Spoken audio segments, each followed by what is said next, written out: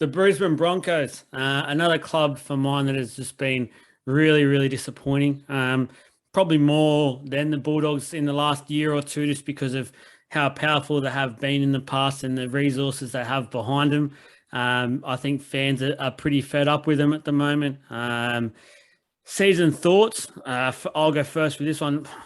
I said with a new coach and the year from hell, it sort of needed time to gel a little bit this year. It's taken a bit longer than they probably wanted or anticipated with getting the right systems in place and things like that. But I feel like the last probably month or so of footy, they've actually started to come a little bit from where they were at, and they're finally showing what the potential is there. A lot of these young players are now getting a little bit more experience behind them. Obviously, Payne Haas is just a freak, and they're in for mine heading in the right direction. So if I'm sitting here telling my fans, I'm trying to tell them that, yep, at the start, it took a while because Kevin Waltz has just come in. We've got some new systems in place, things like that. I think now we've shown the fans that we're able to compete with some of the clubs like the Roosters game and things like that. They can compete. They're getting there. A couple of good additions which they've got next year can really change the club. What are your thoughts on the season so far for the Broncos? Yeah, the Broncos are interesting because, like the Dogs, still in those final two spots of the ladder, but it has been a better year, and obviously it was highlighted a lot, like you said, Kiwi coming in, bit of a culture shift, kind of gaining a bit more trust out of the Broncos fans. Bringing a few more personnel in from the Broncos. Benny Eichen now. And now joining us in the big seats up there up top, helping as well. So there's a lot to be positive. But just on the season, so going off track. Look, there has been some good games. Obviously, they bet the Roosters. They just lost against the Roosters in controversial fashion, and they've been in it for good, first halves. I remember the Storm; they really pushed them. And there was another game, the Panthers, twice they did it. So they know that they should have the belief that they can definitely return to, what used to be, where they traditionally used to be every year, and that was finals footy.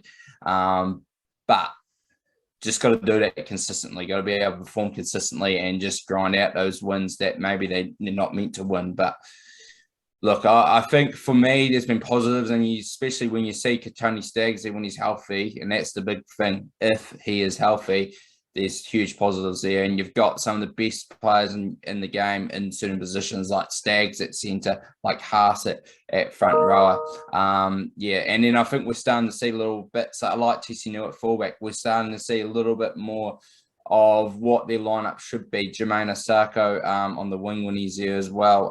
Obviously with Coates going next year. So yeah, I think as the season's got on, I think we're definitely seeing more of an upwards trend. It might not be a skyrocket trend, but look, I think, it has been more positive as we are getting to the pointy end of the season. Definitely agree. And I think that's a good way to lead into ways to improve the club for next year. And I think we've both discussed and both pointed out that as a club, we're making already those inroads. And I think we are improving that as a club moving forward. And the biggest part for me is getting help for Payne Haas. Is that he's obviously our best forward, probably the best forward in the game. I would say we need to get him some help. He can't do everything himself. We did just get rid of one of our other good young forwards in Pangai Jr. But we've got some really good young talent coming through, and they've got their quality game time this year. This is sort of the year to get that. Next year, they're now expected to be NRL players and consistent NRL players. And I think the addition of Kurt Capewell, edge running forward, who for mine adds another dimension to our side. The other good thing is obviously Adam Reynolds. He's a leader. He's class. He's a class finisher to the end of sets. His kicking game's phenomenal. And I think that's not to be too harsh on our current players, but that's something we've really lacked this year is last tackle options and building pressure and learning. It's a fine trade in the game is having someone who can build pressure from their boot on last tackle. And that doesn't just mean put up a big bomb, which we see a lot of playmakers do these days. It's actually really smart kicking, whether it's kicking on the third to build pressure and kicking to the corners, things like that, and not letting the ball go out. Adam Reynolds is the best at that by a country mile. He has the best kicking game. He's also a class goal kicker. He'll, most of the time, if you need the 2 points or you need a converted try, he makes them. He's clutch with that. And he just adds leadership. They've probably lacked we've lacked leadership on the field this year. I think with him, whether he's named captain or not, I'm not too sure moving forward, but he's obviously that leadership that we've really lacked, and he's basically a coach on the field. So what about your ways to improve the Brisbane Broncos? Yeah,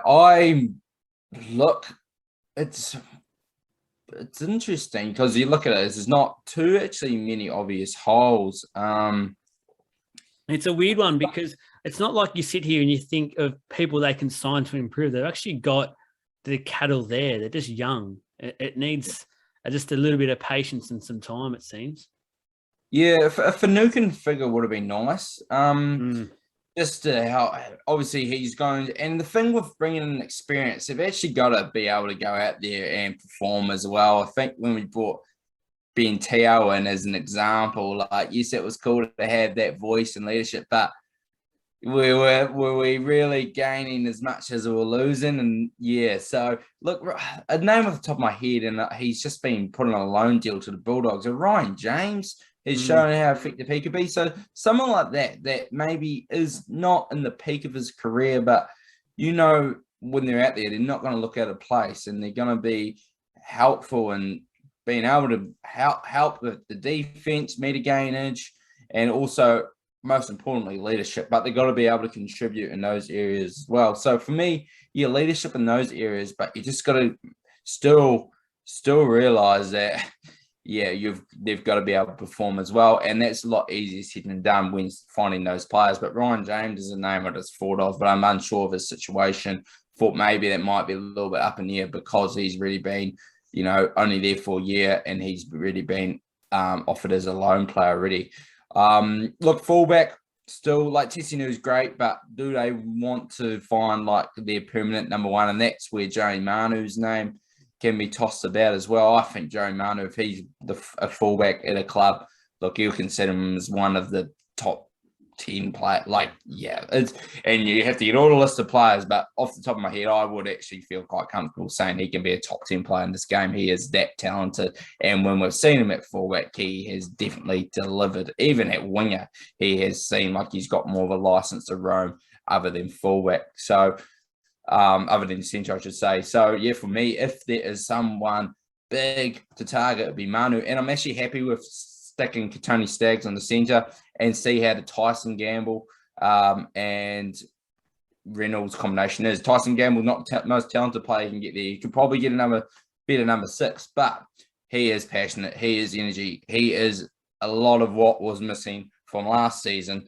And yeah, for me, Gamble deserves a chance to be there with Reynolds. And I think they've got enough strike options in Farnworth and the other options we've discussed already to cover for what Gamble might, be limited in.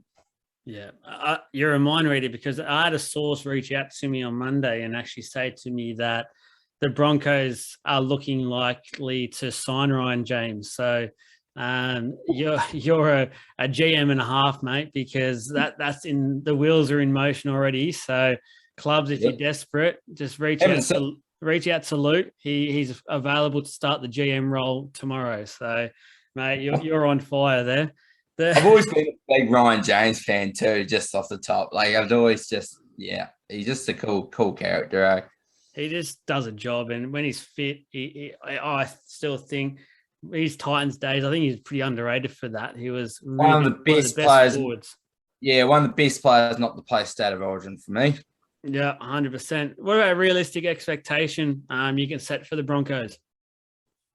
For next season, honestly, probably very similar to the Broncos, to the Bulldogs, sorry, but the Broncos fans are a bit different, because like we said, they're so used to success. So yeah, you got to tread a fine line, but I think realistically, yeah, it's another building block. But I think, look, you seldom Adam Reynolds, you seldom the impact that he is going to provide. And I think that is going to be credited in the win department and consistency as well. I think to have someone directly around the park throughout the whole game, throughout the whole season, if he is healthy the whole season, look, I think they will probably make the 8, but health is huge for him as well, and health is huge for their strike option and Tony Staggs. But look, I'd sell them on, what Adam Reynolds brings, and showing that this year, and it's not just Adam Reynolds, because like we've talked about, they have had some great moments this season. So for me, look, a lot of it stems off Adam Reynolds, but he's not by himself. He is just the conductor. He gets them around the park, and that is so vital. He, like you said, he's one of the best, if not the best in the business at doing that. I agree 100%. A lot focuses around Adam Reynolds next year, and not just because of him as a player, but for one, the whole team will change because of how key he is to what they're going to be doing next year. And my only other thing I'll add to what you've already said, I've pretty much noted everything there that you've said, is that change, if I'm telling my fans, this change does take a little bit of time. They might not start quickly out of the blocks next year, but it's a long race. And I think their expectation, as you said, as a Broncos fan, they need to make the 8 next year. There'll be a lot of pressure. Even if it's just finishing 8, they just need to reach the finals. And Adam Reynolds is huge for that.